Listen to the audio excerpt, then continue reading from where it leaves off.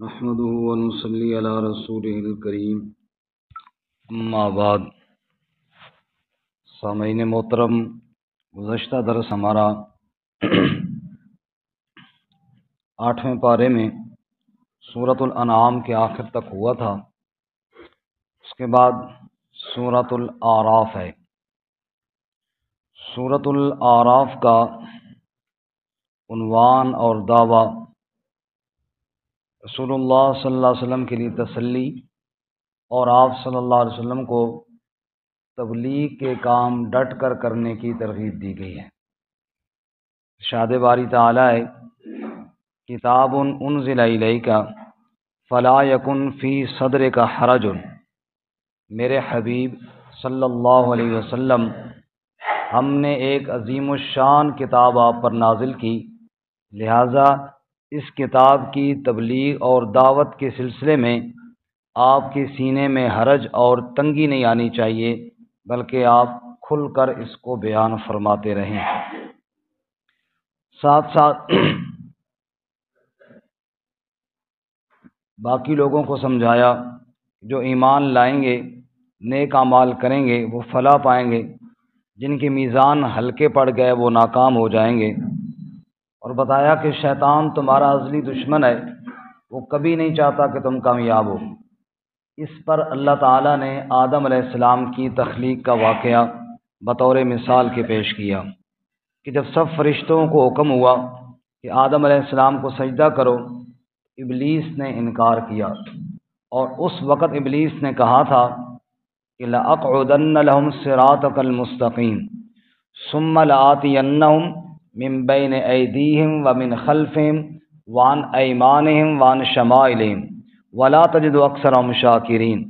اے اللہ، آدم کی ساری اولاد کو میں گمراہ کروں گا، ان کے دائیں سے، ان کے بائیں سے، ان کے آگے پیچھے، ہر طرف سے آ کر میں ان کو ورغلاؤں گا، اور میری یہ کوشش ہوگی کہ بندے تیرے ناشکرے بن جائیں، اور اکثر ہوگا بھی ایسے کہ شکر گزار نہیں بنیں گے۔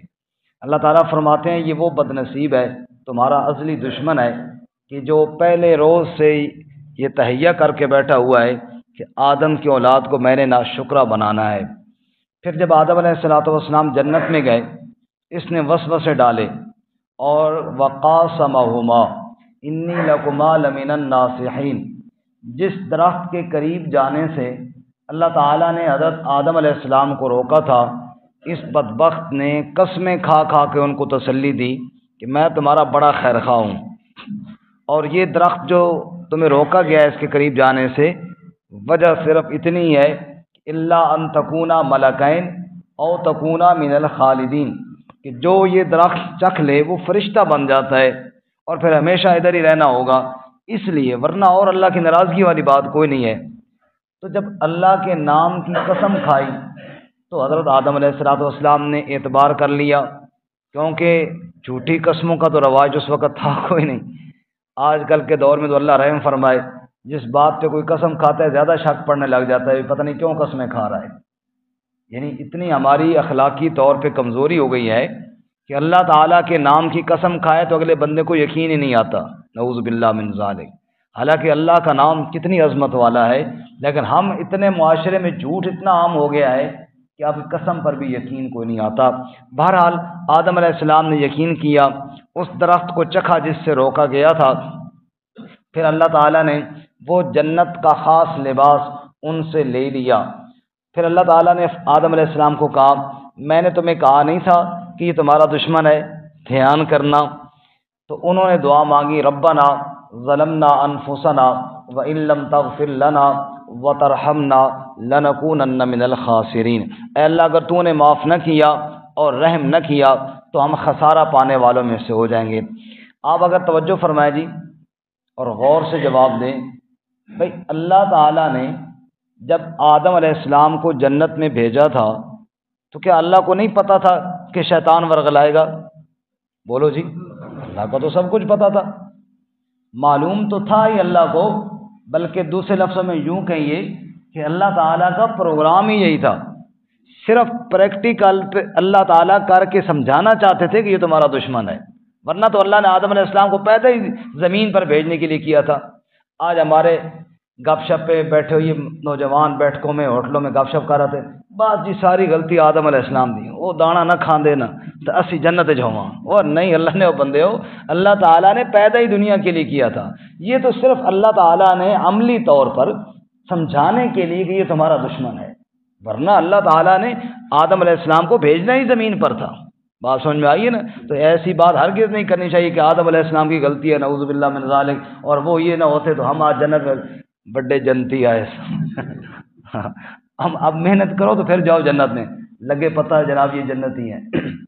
خیر، یہ واقعہ سنا کر اب آگے اللہ تعالی ہمیں سمجھاتے ہیں، یا بنی آدم قد انزلنا علیکم لباسا، اے آدم کی اولاد ہم نے لباس تمہیں عطا فرمایا۔ لباس کے دو فائدے ہیں جی، یواری سوآتکم وریشا، ایک تمہاری ستر پوشی ہوتی ہے، دوسرا تمہاری زیب و زینت کا باعث ہے۔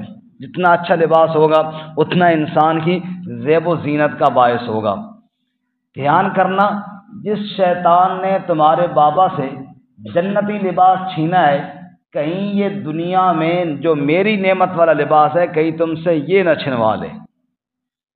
آج غور کریں کہ لباس کے اندر عزت ہے، لباس کے اندر حیا ہے، اور جب بے پردگی عام ہوئی، لباس شیطان نے چھین لیا، نتیجہ کیا نکلا کہ انسان بے پردگی اور فحاشی کو عزت سمجھ رہا ہے، در حقیقت یہ اس کی نسلوں کے لیے بدنامی کا باعث ہے۔ اکبر الہ آبادی نے تڑپ کر کہا تھا، بے پردہ نظر آئیں جو چند بیویاں، اکبر غیرت ایمانی سے زمین میں گڑ گیا، پوچھا ان سے وہ جو تمہارا پردہ تھا کیا ہوا؟ کہنے لگیں عقل پہ مردوں کی پڑ گیا۔ پردہ کہاں پڑ گیا جی؟ مردوں کی عقل پر پڑ گیا ہے۔ اس کے ساتھ ساتھ ایک اور چیز بھی یہاں پہ، یہ ریشہ، زیب و زینت، ریش داڑھی اور بالوں کو بھی کہتے ہیں۔ یہی وجہ کہ بعض مفسرین نے یہاں پر ساتھ داڑھی کا ذکر بھی کیا ہے۔ اللہ فرماتے ہیں جس طرح تمہارا لباس تمہارے لیے زیب و زینت کا باعث ہے، ایسے ہی تمہاری داڑیاں بھی تمہارے لیے زیب و زینت کا باعث ہے۔ سبحان اللہ، داڑیوں والا تو کہہ دیں چلو ہاں، یہ بھی کیا ہے؟ زیب و زینت کا باعث ہے۔ اب انسان کو اگر یہ زیب و زینت نہ لگے تو اس کی اپنی کمزوری ہے، ورنہ جس کو اللہ تعالیٰ زیب و زینت کہہ رہے ہیں، جس کو رسول اللہ صلی اللہ علیہ وسلم نے اپنے چہرے مبارک پر سجایا ہوا ہے، جو سارے انبیاء کی سنت ہے، جو سارے صحابہ کی سنت ہے، کوئی ایک نبی بغیر داڑھی والا نہیں، کوئی ایک صحابی بغیر داڑھی والا نہیں، کوئی ایک صحابی بغیر داڑھی والا، تو زیب و زینت اسی میں ہے جس کو اللہ زینت فرما رہے ہیں اور جس کو اللہ کے رسول صلی اللہ علیہ وسلم زینت بنا رہے ہیں۔ اللہ ہم سب کو سمجھنے کی توفیق عطا فرمائے۔ اچھا، اس کے ساتھ چونکہ شیطان تمہارا لباس اتروا دے، یہ تنبیہ ہو رہی ہے، تو ساتھ ہی مشرکین عرب کی ایک جاہلانہ رسم کا ذکر کیا اسی سلسلے میں۔ وہ بیت اللہ کا طواف کرتے نا جی، تو بعض ننگا ہی طواف کر لیتے، نعوذ باللہ، اور مرد اور ننگے ہو کر بیت اللہ کا طواف کر رہے ہوتے، اور پوچھو کہ یہ کیوں کر رہے ہو تو دو جواب دیتے۔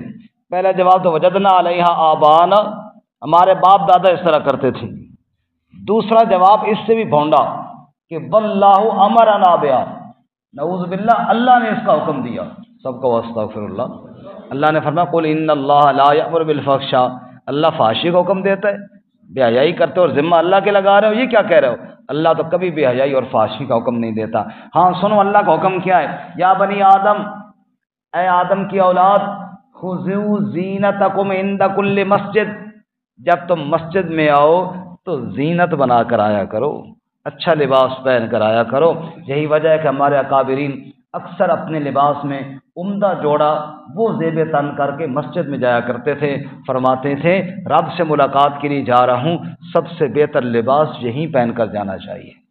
اور ہماری حالت تو یہ ہوتی ہے کہ ہم تو خستہ حال کام کاج والے کپڑے، وہ بھی جناب ٹوپی مسجد سے اٹھانے کے چکر میں ہوتے ہیں۔ بھائی ساری چیزیں گھر سے لے آتے ہو، ٹوپی بھی بتا گھر سے لے آئے، شکر ہے یہ نہیں کہتے ہو بھائی قاری اظہر صاحب کل ایک قمیض بھی ٹنگی ہوئے تھے جناب، کل یہی ہوگا جس طرح ہم جا رہے ہیں۔ تو فرمایا کہ خذوا زینتکم عند کل مسجد، مسجد میں آؤ زینت بنا کر آیا کرو۔ اس کے بعد اللہ تعالیٰ فرماتے ہیں تین جماعتوں کا ذکر کیا جی، اصحاب الجنہ، اصحاب النار اور اصحاب الاعراف۔ یہ جنت ہے، یہ جہنم ہے، اور بیچ میں اعراف ہیں، تینوں کا ذکر کیا۔ سب سے پہلے جنتیوں کا ذکر ہے، لیکن بڑے خوبصورت انداز میں ذکر کیا جی۔ اللہ فرماتا ہے جب جنتی جنت میں جائیں گے نا، اللہ تعالیٰ ہم سب کو بھی لے جائے۔ ماشاء اللہ، سارے آمین نہیں آتی، شاید بات ہے ارادہ نہیں میرا خیال۔ اس اسکول میں نا ٹیچر نے پوچھا تھا بچوں ہاتھ کھڑا کرو کون کون جنت میں جانا چاہتا ہے، تو ایک بچے ہاتھ کھڑا نہ کیتا، پتر تو جنت نہیں جانا چاہنا، اس آ استاد جی ماں امی آکھا ہے چھٹی ہوئے سیدھا گھر آنا ہے۔ جنت میں اللہ ہم سب کو اکٹھا فرمائے۔ تو جب ہم جنت میں جائیں گے نا جی انشاءاللہ، تو جنت میں جانے سے پہلے کیا ہوگا، ہر جگہ کے کچھ آداب ہوتے ہیں۔ مثلا نماز کے لیے آئیں پہلے وضو کرتے ہیں پھر آتے ہیں، گھر سے وضو کر کے آئیں تو اچھی بات ہے، ورنہ یہاں پہ انتظام ہے وضو کریں پھر مسجد میں داخل ہوں۔ جنت میں داخلے کی بھی کچھ آداب ہیں، کچھ شرائط ہیں۔ اللہ فرماتے سنو، وَنَزَعْنَا مَا فِي صُدُورِهِم مِّن غِلٍّ، اگر کسی کے دل میں کھوٹ اور کینہ بغض ہوا نا، اس کو ہم پہلے نکالیں گے پھر جنت میں لے کر جائیں گے جی۔ صاف دل رکھنا یہ جنتی دل کی نشانی ہے، اور دل میں حسد ہو، جس دل میں بغض ہو، جس دل میں کینہ ہو، جس دل میں نفرتیں ہوں، یہ جنتیوں کی صفات نہیں ہیں۔ اللہ ہمیں اہل ایمان کے لیے دل صاف رکھنے کی توفیق عطا فرمائے۔ اچھا، جب جنتی جنت میں جائیں گے پھر اللہ تعالیٰ ان کو جہنمی دکھائیں گے۔ لوگ پہلے حیران ہوتے تھے، پہلے دور میں مفسرین نے کئی جواب دیے کہ کیسے دیکھیں گے۔ آج کل تو یہ میرے خیال میں سوال ہی نہیں رہا، کیونکہ بندہ کہاں بیٹھا ہوتا ہے، یو کے میں بیٹھا ہے اور یہاں آمنے سامنے بات چیت ہو رہی ہے۔ جو دنیا میں ہی ہو سکتا ہے تو آخرت میں بھی ہو جائے گا۔ جنت جہاں بھی ہے، جنت جہاں، جہنم جہاں بھی ہے، جتنا بھی فاصلہ ہو اللہ ان کو دکھائیں گے بھی صحیح اور بات بھی کروائیں گے۔ ونادا اصحاب الجنت ونادا اصحاب الجنت اصحاب النار، جنتی جہنمیوں کو کہیں گے بھائی ہم سے تو جو رب نے وعدے کیے تھے نا وہ تو ہمیں پورے پورے مل گئے، ہم روزے رکھتے تھے، نمازیں پڑھتے تھے، اللہ سے ڈرتے تھے، اور اس کے بدلے میں جو جنت کے وعدے تھے ہمیں تو سارے مل گئے۔ فَهَلْ وَجَدتُّم مَّا وَعَدَ رَبُّكُمْ حَقًّا، تسی سناؤ تہاڈے نال وعدہ پورا ہویا کہ نہیں، پھینٹی پوری لگ رہی کہ نہیں، آپ بتاؤ۔ وہ کہیں گے کہ ہاں ہمارے ساتھ بھی وہی کچھ ہو رہا ہے۔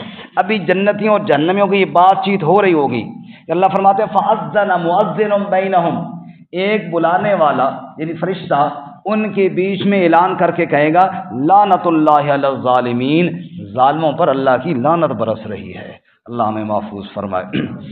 وَبَيْنَهُمَا حجاب، پھر بیچ میں ایک پردہ ہے، اس کو کہتے ہیں آراف۔ اس پر کون ہوں گے جی؟ قرآن نے تو وضاحت نہیں کی کون ہوں گے، اتنا کہا کہ کچھ لوگ ہوں گے۔ مفسرین کی مختلف رائے ہیں، جب قرآن مجید ایک چیز کو واضح نہیں کرتا پھر اس میں کئی رائے آ جاتی ہیں۔ بعد نے فرمایا کہ جن کی نیکیاں اور برائیاں برابر ہیں نا جی، وہ آراف پر ہوں گے، نہ جنت میں اور نہ جہنم میں، درمیانی کیفیت ہوگی، وہاں اتنا عذاب بھی نہیں ہوگا، اتنی راحت بھی نہیں ہوگی۔ اور بعض نے کہا کہ مسلمانوں کے وہ بچے جو ایمان لانے کی عمر تک پہنچے نہیں تھے، پہلے فوت ہو گئے تھے، وہ وہاں پر ہوں گے، یعنی نہ ان کو سزا دی جائے گی نہ ان کو زیادہ انعامات دیے جائیں گے۔ بارکہ چونکہ اس کی کوئی واضح تفسیر نہیں ہے اس لیے واضح طور پہ ہم کہہ بھی نہیں سکتے کہ فلاں ہوں گے، یہ ممکن ہے یہ دونوں لوگ مراد ہوں یا اس کے علاوہ اللہ بہتر جانتے ہیں۔ بارکہ آگے اللہ آراف کا ذکر فرماتے ہیں، اصحاب العراف جو ہے نا وہ جنتیوں کو دیکھیں گے تو سلام پیش کریں گے، اور جہنمیوں کو دیکھیں گے تو کہیں گے شکر ہے ہم تمہارے جیسے نہیں تھے۔ اس کے بعد پھر جہنمی جنتیوں کو آواز دیں گے اور بلبلائیں گے، ونادا اصحاب النار اصحاب الجنہ ان افیضوا علینا من الماء او مما رزقکم اللہ، یار مہربانی کرو کوئی پانی کا گھونٹ ہماری طرف بھی پھینک دو، جو اللہ نے تمہیں رزق دیا ہے کچھ لقمہ نوالا ہمارے طرف بھی ڈال دو۔ وہ جواب میں کہیں گے ان اللہ حرمہما علی الکافرین، اس رزق کو اللہ نے تم جیسے کافروں پر حرام کر دیا ہے، جو اللہ تعالیٰ نے حرام کیا بھلا ہم تمہیں کہاں کھلا سکتے ہیں۔ اس دن کی ذلت سے اللہ ہماری حفاظت فرمائے۔ اس کے بعد جناب اللہ نے دوبارہ اپنی توحید کا ذکر کیا، ان ربکم اللہ الذی خلق السماوات والارض، بے شک تمہارا رب کون ہے جی؟ زور سے بولو کون ہے؟ تو اس طرح بیٹھے ہو بھائی سر تھوڑا روزہ ہے میرے خیال ہے، روزہ ہے جی؟ جی کوئی نہیں، یا تھوڑا ہے تو یا پھر میرا ہے، میرا بھی تو ہے نا، میں تو بول رہا ہوں، پھر تسی تھوڑا تھوڑا بولو نا۔ بے شک تمہارا رب کون ہے؟ اللہ۔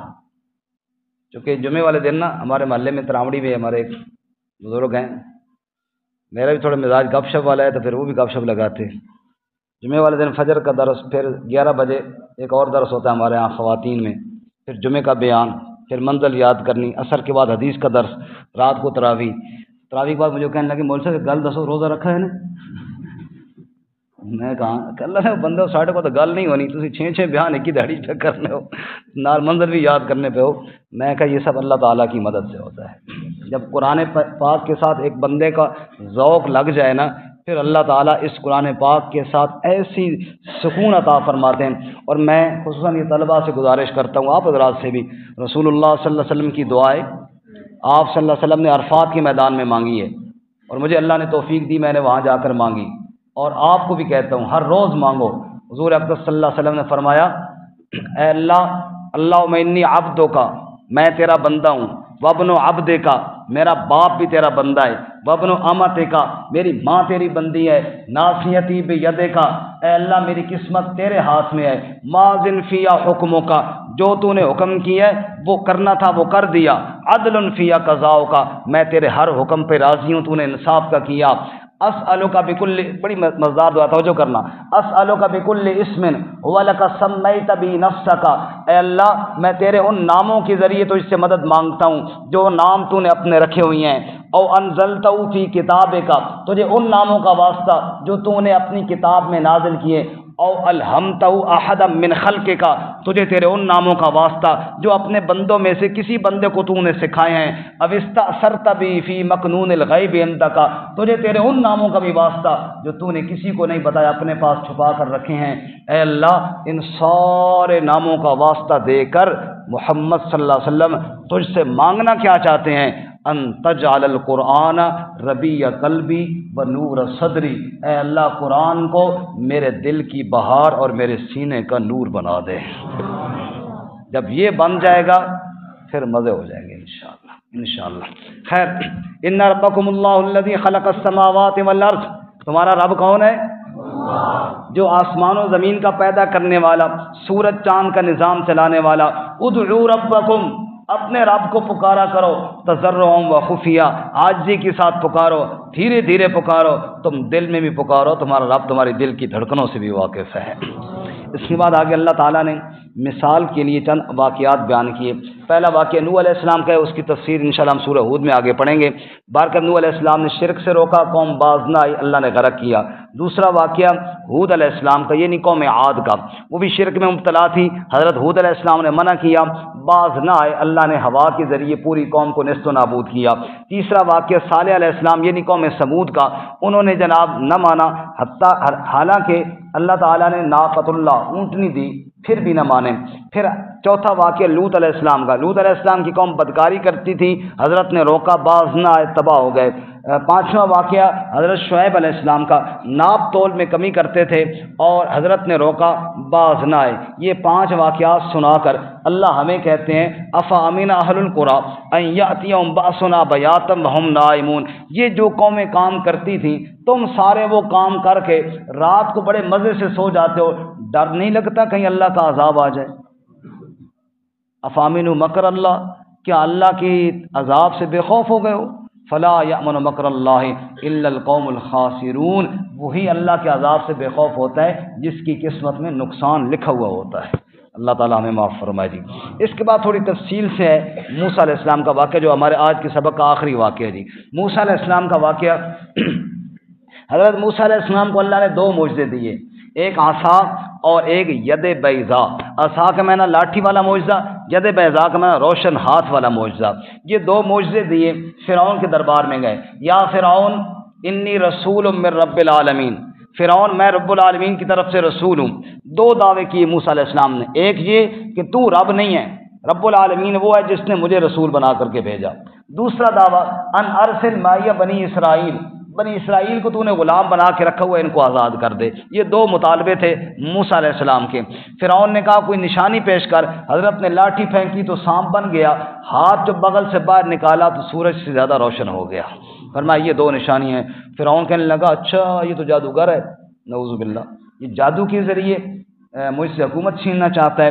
اس نے جادوگروں کو بلایا جی، جادوگر آئے، میدان سج گیا، ادھر فوج ہے، فرعون ہے، طاقت ہے، لشکر ہے، جادو کا علم عروج پر ہے، اور ادھر ایک موسیٰ علیہ السلام ہے، دوسرا ہارون علیہ السلام ہے، دو بھائی ہیں، اور تیسری تائید ان کے ساتھ رب کی تائید ہے۔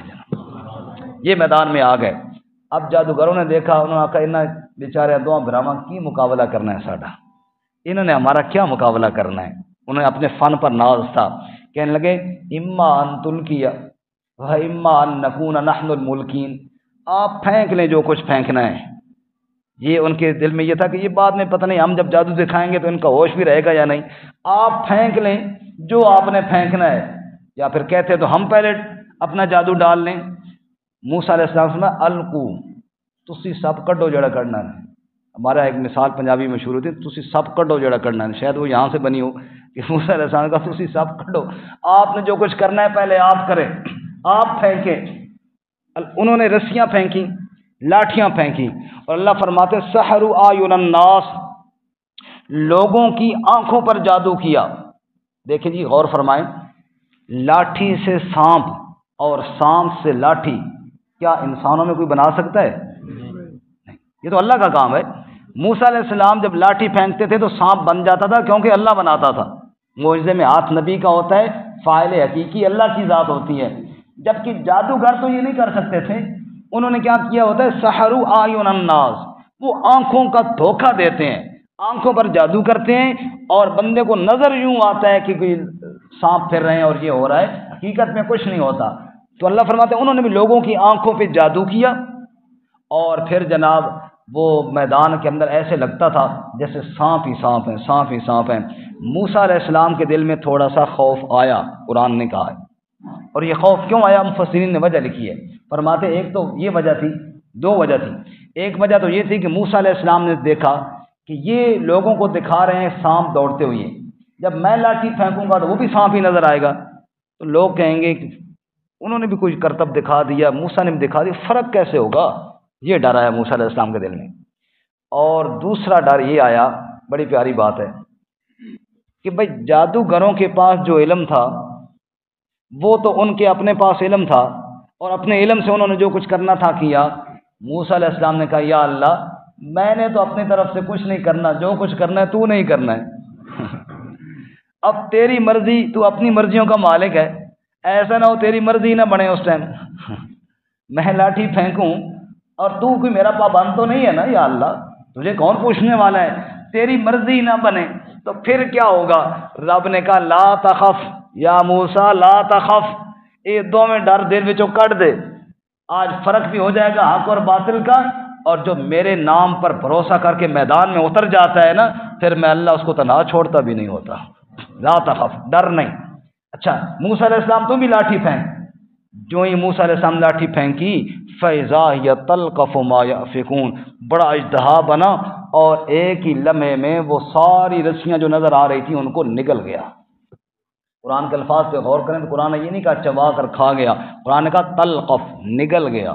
چبانے میں تو ٹائم لگتا ہے نا جی، چبانے میں تو ٹائم لگتا ہے، اتنا ٹائم بھی نہیں لگا کہ چبایا، بلکہ ایک ہی دفعہ ہڑپ ہی پورا میدان صاف ہو گیا۔ جادوگروں نے جب یہ دیکھا تو سنو اللہ کیا فرماتے ہیں، فَوَقَعَ الْحَقُّ وَبَطَلَ مَا كَانُوا يَعْمَلُونَ، اوے لوگو، پھر فرعون کے سجائے ہوئی میدان میں حق جیت گیا اور باطل ہار گیا، حق جیت گیا اور باطل ہار گیا۔ فَغُلِبُوا هُنَالِكَ، طاقت کے باوجود، لشکر کے باوجود شکست کھا گئے، اور جادوگر سمجھ گئے یہ جادو نہیں، یہ رب کی طاقت ہے، تو فرمایا فَأُلْقِيَ السَّحَرَةُ سَاجِدِينَ، وہ تو ادھر ہی سجدے میں گر گئے اور کہنے لگے آمنا برب العالمین، ہم بھی رب العالمین پر ایمان لاتے ہیں۔ فرعون نکمی دا پتر، وہ بھی اپنے آپ کو رب کہتا تھا نا، اس لیے آگے انہوں نے وضاحت کی رب موسیٰ و ہارون، ہم موسیٰ اور ہارون کے رب پر ایمان لائیں، کہیں یہ نکما یہ نہ سمجھے کہ میرے اوپر ایمان کا ذکر کر رہے، فرمایا نہیں، رب موسیٰ و ہارون۔ فرعون کہنے لگا آمنتم بھی قبل ان آذن لکم، او گل سنو، مہمان میرے پوچھے بغیر ایمان لے آئے ہو، میرے کو اتنی حیثیت بھی نہیں، پوچھ تو لیتے کم از کم۔ انہوں نے کہا آپ پوچھنے کی ضرورت ختم، بس اب ہم دل میں بات آ گئی ہے، اور ایمان جو ہوتا ہے یہ پوچھنے پوچھانے سے نہیں ہوتا، یہ تو دل کی کیفیت کا نام ہوتا ہے۔ کوئی کسی پہ جبر کر کے کہے جناب فلاں دین قبول کرو، ٹھیک ہے، اس کے ڈر سے زبان سے شاید کہہ بھی دے، لیکن جو دل کی بات ہوتی ہے نا، ایمان اس کو کہتے ہیں۔ قالت الاعراب آمنا قل لم تؤمنوا ولكن قولوا اسلمنا ولما يدخل الايمان في قلوبكم، ایمان وہ ہوتا ہے جو دل میں آئے۔ خیر، فرعون نے کہا اچھا پھر میں ابھی پتہ کیا کروں گا، تمہارے ہاتھ کاٹوں گا، تمہارے پاؤں کاٹوں گا اور سولی پہ لٹکاؤں گا۔ انہوں نے کہا کر لے جو کچھ کرنا ہے، ہم اپنے رب کے اوپر ایمان لا چکے ہیں، اے ظالم تو تیر آزما، ہم جگر آزمائیں گے، تو اپنا زور لگا، ہم اپنا زور لگائیں گے۔ یہ اہل ایمان جب دل میں ایمان اتر جاتا ہے پھر وہ طاقتور کی نشوں سے، طاقت کے نشوں سے گھبرایا نہیں کرتے۔ اچھا اس کے بعد کیا ہوا؟ فرعون نے کہا اچھا پھر ہم ان سب کے بچوں کو قتل کریں گے۔ موسیٰ علیہ السلام نے کے ساتھی کہنے لگے موسیٰ تیری پیدائش کے وقت بھی اس نے بچوں کو قتل کیا تھا، اب دوبارہ یہ بدبخت وہی کرنے لگا ہے۔ حضرت نے فرمایا صبر کا دامن نہ چھوڑو، انشاءاللہ ان قریب اللہ اس کو تباہ و برباد کرے گا۔ اس کے بعد فرعونیوں پہ عذاب آنا شروع ہوا جی، لیکن اللہ کتنا کریم ہے، پہلے ہی دن سارا عذاب نہیں دیتا، پہلے ہی دن سارا عذاب آ جائے توبہ کوئی نہیں کر سکتا۔ اللہ تعالیٰ کا ایک اصول ہے وَلَنُذِيقَنَّهُم مِّنَ الْعَذَابِ الْأَدْنَىٰ دُونَ الْعَذَابِ الْأَكْبَرِ، بڑے عذاب سے پہلے اللہ چھوٹے عذاب دیتا ہے۔ پھر اللہ نے چھوٹے چھوٹے عذاب دینا شروع کیے۔ مثلا پہلا عذاب اللہ تعالیٰ فرماتے اخذنا آل فرعون بالسنین، 61 سالی کا عذاب آ گیا، بارشیں بند ہو گئیں۔ ہاں جی رب صاحب پھر تسی کہنے اسی رب ہاں تو برساؤ نہ ہوں بارش، سمجھ آئی؟ فرعون کہتا ہے میں رب ہوں، رب ہو تو برساؤ نہ بارش۔ بھلا اللہ کے بغیر کوئی بارش برسا سکتا ہے جی؟ زور سے بولو جی۔ اے خالق کل، اے مالک کل، اے عالم کل، اے قادر کل، رحمان ہے تو، سبحان ہے تو، کوئی تیری صفتیں پا نہ سکا، ہر شے پہ تصرف ہے تیرا، جب حکم کیا تب می برسا، اے مالک ابر سے تیرے سوا ایک بوند بھی کوئی گرا نہ سکا، جب تک تو نہ چاہے ایک بوند بھی کوئی نہیں گرا سکتا۔ اللہ فرماتے اب اس کو کہو نہ برسائے نہ بارش۔ ایک بات ہو میں نے کہیں سنی ہے، پڑھی تو نہیں ہے، واللہ تعالی عالم، اس لیے میں یہ نہیں کہہ رہا ہوں کہ پکی بات ہے، لیکن ویسے ہے بڑی دلچسپ، آپ کو سنا دیتا ہوں، ایک بات کی طرح سن لیں، اگر صحیح ہو تو جنہوں نے بیان کی ہے ان کی طرف سے، غلطی ہو تو میری طرف سے ہے۔ کہتے ہیں کہ جب 61 سالی ہوئی نا تو سارے لوگ گئے فرعون کے پاس، بارش تو کوئی انتظام کرو نا جی۔ فرعون بڑا پریشان، بارش ہوں کس طرح برساواں، دعویٰ خدائی دا کہ میں ربوبیت دا دعویٰ۔ اس پھر مشورہ کیتا شیطان نال، اس نال مشورہ کیتا کہ یار بارش والی بڑی پریشانی بنی ہوئی، کوئی اس سے بارش کوئی صورت کراؤں۔ شیطان بڑا شیطان ہو سی لیکن بارش تو نہیں برسا سکنا۔ شیطان نے کہا اور تو میں کچھ نہ کر سکنا، شتونڈا اتنے چاڑ کے پیشاب کروا سکنا۔ یہ سکا وہی ہوئے، چلو کچھ نہ کچھ تو نہ ہونے تو ہونا تو بہتر ہے نا۔ یہ جناب پھر شتونڈے اتنے چڑھے اور انہوں تو موترا، سمجھ آئی؟ تو پھر آکھا بارش ہوئی کہ نہیں ہوئی؟ انہوں نے ہوئی تھے، وہ خود تو بدبو نہ مرنے، چنگی ستھری بارش ہوئی ہے، اس نال نہ ہوا تھا وہ چنگی ہے۔ انہوں نے کہا پھر جتنا کہ میں رب ہے اتنی بارش ہو گئی نا، ہن گزارا کرو پھر اسے تھی۔ باہر کہ اللہ تعالی عالم بالصواب۔ خیر اس کے بعد قریب قریب آ جائیں جی تاکہ مجھے زور کم لگانا پڑے۔ اس کے بعد تاکہ سبق پورا ہو جائے نا جی۔ اس کے بعد اللہ تعالیٰ نے اور عذاب دیے، فارسلنا علیہم الطوفان، طوفان کا عذاب آیا، والجراد ٹڈیوں کا عذاب آیا، والقمل جوؤں کا عذاب آیا، والضفادع مینڈکوں کا عذاب آیا، والدم خون کا عذاب آیا۔ یہ جتنی چیزیں ہیں جی، ٹڈیاں چھوٹی چھوٹی ہر جگہ پہ فصلوں کو برباد کر دیتی، مکانوں کے شاطیر اور لکڑیوں کو کھا جاتی، اسی طرح جوئیں بدن پہ گر رہی ہیں، کپڑوں پہ ہیں، تنگ آ گئے جناب۔ مینڈکیں جناب سونے کے لیے جاتے تو ادھر مینڈک، واش روم میں جاتے تو ادھر مینڈک، کھانے کھانے بیٹھتے پھڑک کر کے میڈم نہیں مینڈک اندر آ جاتی، وہ جناب آ جاتی۔ بددما اور خون، پانی پینے لگتے تو خون بن جاتا۔ اتنے عذاب اللہ تعالیٰ فرماتے ہیں، لیکن اتنے بد نصیب تھے نا، یہ اس لیے دیے کہ توبہ کر لیں تو بخشے جائیں گے، لیکن اتنے بد نصیب تھے جب یہ عذاب آتا تو موسیٰ علیہ السلام سے کہتے موسیٰ رب سے دعا کرنا اب یہ عذاب ختم ہو گیا تو ہم ایمان لائیں گے، جب وہ عذاب ختم ہو جاتا پھر اسی طرح بے ایمان ہو جاتے۔ بالآخر نتیجہ وہی تھا کہ اللہ نے غرق کر دیا، اور پھر ان کی لاش پر کوئی رونے والا بھی نہیں تھا۔ اچھا، یہ جو غرق کرنے کا واقعہ، یہ انشاءاللہ ہم 19ویں پارے میں پڑھیں گے، جہاں پہ بیان ہوا ہے وہیں پہ تفصیل سے پڑھیں گے۔ یہاں پہ چھوٹی سی ایک اور بات، موسیٰ علیہ السلام کا واقعہ اللہ قرآن میں زیادہ بیان کرتے ہیں، آپ کے علم میں ہوگا، جگہ جگہ آتا ہے۔ پتہ ہے کیوں؟ اس لیے کہ جب بھی رسول اللہ صلی اللہ علیہ وسلم کو اللہ نے تسلی دینی ہوتی ہے نا، تو موسیٰ علیہ السلام کا واقعہ بیان کرتے ہیں۔ وجہ یہ ہوتی ہے کہ موسیٰ علیہ السلام کا مقابلہ تھا فرعون کے ساتھ، اور اپنے ساتھی تھے بنی اسرائیل۔ اگر اپنے ساتھی تگڑے ہو نا، پھر بندہ دشمن سے نہیں گھبراتا، اگر اپنے ساتھی بھی کمزور ہوں تو پھر بندہ بڑا پریشان ہوتا ہے۔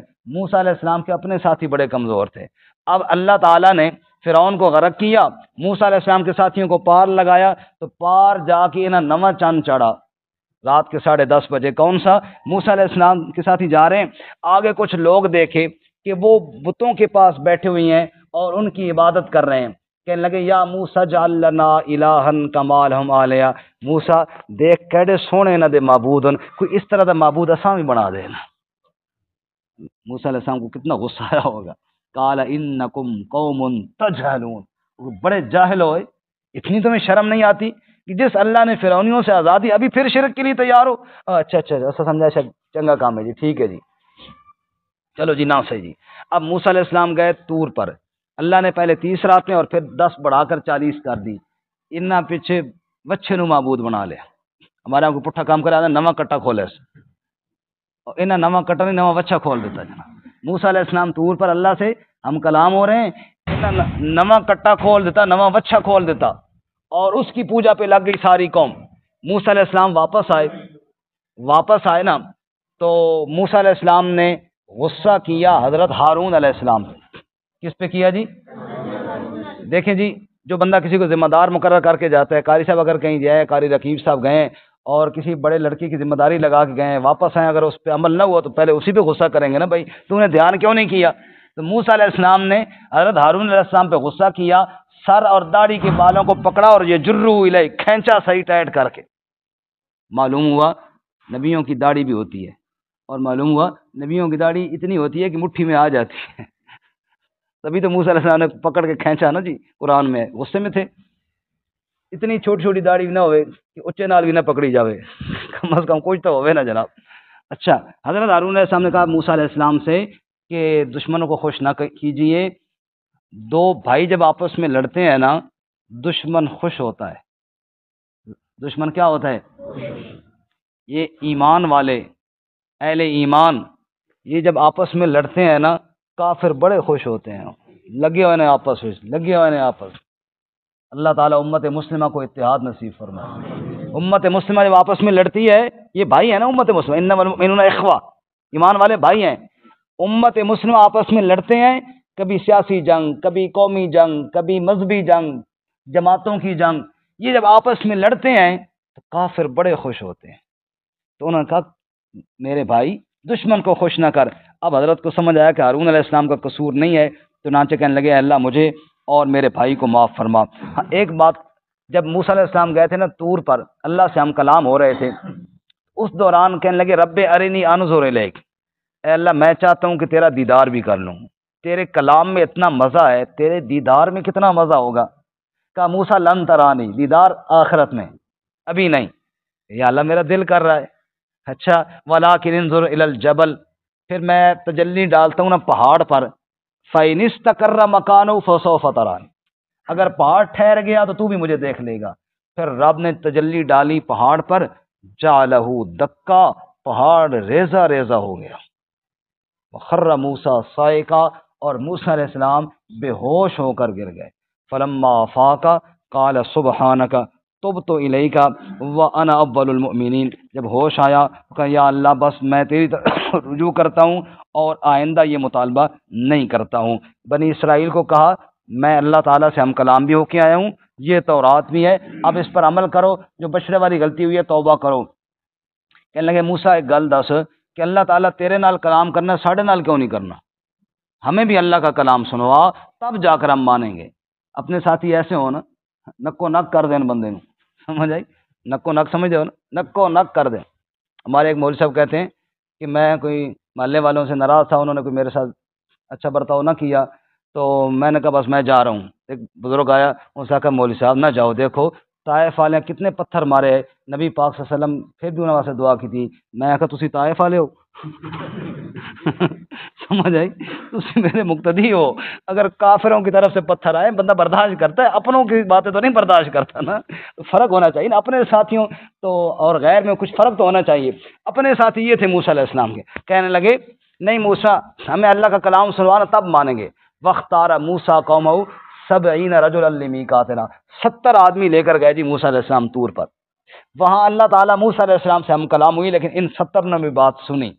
جب فارغ ہو گئے، ہاں جی آپ مانتے ہو؟ کہنے لگے نہ لن نؤمن لک حتی نری اللہ جہرۃ، اس وقت تک نہیں مانیں گے جب تک اللہ سامنے نہ آ جائے. نعوذ باللہ من ذالک. یہ بڑا گستاخانہ جملہ تھا ان کا. اللہ نے اوپر سے بجلی بھیجی، 70 کے 70 ادھر ہی ڈھیر ہو گئے، وہ مر گئے. موسیٰ علیہ السلام نے کہا اتہلکنا بما فعل السفہاء منا، یا اللہ باقی قوم رہ گئی پیچھے، تو یہ 70 لے کے آئے کہ چلو اللہ کا کلام سن کے آسن تے تانوں آ کے جواب دے سن. اے سارے ہو گئے تے ڈھیر تے میں انہوں نے جا کے جواب دے سکوں؟ کدھر گئے؟ وہ تو میرے گل پہ جا سن. یا اللہ رحم فرما، ان کو زندہ فرما. رب نے دوبارہ ان کو زندہ فرما دیا. جاؤ بھائی اور عمل کرو. اللہ تعالیٰ فرماتے ہیں او لوگو، جس طرح موسیٰ علیہ السلام کی قوم نے موسیٰ علیہ السلام کو اذیتیں پہنچائی تھیں، تم اس طرح نہ کرنا. بلکہ اس کے بعد آخر میں اللہ تعالیٰ نے اس وعدے کا بھی ذکر کیا. عالم ارواح میں نے تم سے وعدہ لیا تھا، الست بربکم قالوا بلا، میں رب ہوں کہ نہیں؟ سب نے کہا تھا یا اللہ تو ہی رب ہے، لہذا اس وعدے پر پکے رہنا اور میری ہی عبادت کرنا، اور میرے علاوہ جن کی تم عبادت کرتے ہو عباد امثالکم، وہ بھی تمہاری طرح میرے بندے اور میرے محتاج ہیں. محتاجوں سے مت مانگو، اس سے مانگو جو حاجت روا ہے. ایک مفسر نے بڑا پیارا جملہ یہاں پہ کہا ہے، استعانت المخلوق بالمخلوق کا استعانت المسجون بالمسجون. مخلوق مخلوق سے مدد مانگے، اس کی مثال تو ایسے ہے ایک قیدی دوسرے قیدی سے رہائی مانگے. جیسے ایک قیدی دوسرے قیدی کو رہائی نہیں دے سکتا، اسی طرح مخلوق مخلوق کو بھی کچھ نہیں دے سکتی. دینے والی ذات اللہ کی ہے. آخر میں فرمایا اذا قرئ القرآن فاستمعوا له وانصتوا لعلکم ترحمون. جب قرآن پڑھا جائے خاموشی کے ساتھ توجہ کے ساتھ سنا کریں تاکہ تمہارے اوپر رحم کیا جائے.